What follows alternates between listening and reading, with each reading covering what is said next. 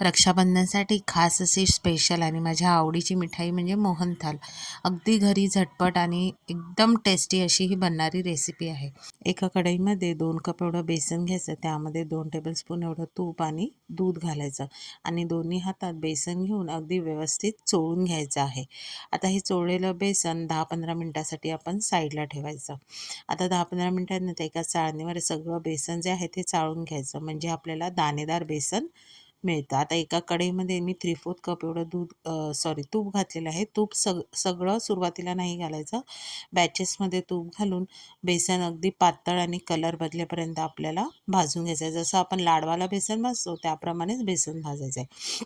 आता इथे अर्धा कप दूध जे आहे ते हळूहळू आपल्याला ह्या बेसनामध्ये घालायचं आहे. आणि जे दूध घातल्यामुळे बेसन पातळ झालं आहे ते घट्ट होईपर्यंत आपल्याला इथे भाजून घ्यायचं आहे.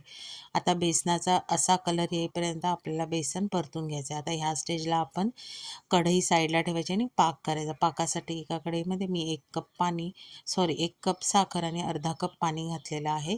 पाक छान उकळला की त्यामध्ये जायफळ, वेलची आणि केसर घातलेले आहे. एकतारी पाक आपल्याला इथे तयार करायचा आहे. तो पाक जो आहे तो बेसनामध्ये घालून पाक सुकेपर्यंत आपल्याला इथे मिक्स करून घ्यायचा आहे. आता तूप लावलेल्या ट्रेमध्ये आपला मोहनथाल व्यवस्थित पसरून घ्यायचा. त्यामध्ये चांदीचा वर्ख घातलेला आहे. आवडीनुसार ड्रायफ्रूट्स घालायचे आणि हे जे मिश्रण आहे ते रात्रभर थंड करत ठेवायचे. थंड झालं की त्याच्या आपल्या आवडीनुसार वड्या कापायच्या आणि छान असा दाणेदार रक्षाबंधनसाठी मोहनथाल तयार झाला आहे. रेसिपी आवडली तर रेसिपीला लाईक करा आणि माझ्या चॅनलला फॉलो करा. थँक्यू.